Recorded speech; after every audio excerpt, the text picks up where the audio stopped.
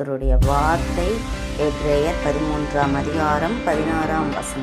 அன்றியும் நன்மை செய்யவும் தானம் தர்மம் பண்ணவும் மறவாதிருங்கள், இப்படிப்பட்ட பலிகளின் மேல் தேவன் பிரியமாயிருக்கிறார்.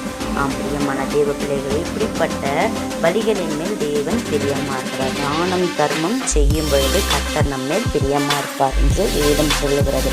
அது மாத்திரமல்ல, வேதத்தில் எழுதப்பட்டிருக்கிறது, நீயோ தர்மம் செய்யும் பொழுது உன் தர்மம் அந்தரங்கமாய் இருப்பதற்கும் உன் வலதுகை செய்கிறது உன் இடதுகை அறியாதிருக்க கடவுள் என்று. பிரியமான தேவ பிள்ளைகளை, வேதத்திலே பாருங்க, கொர்நேலி என்ற ஒரு மனிதன் பாருங்க தானம் தர்மம் செய்தவராய் கர்த்தருக்கு பயந்தவராய் இருந்தார்.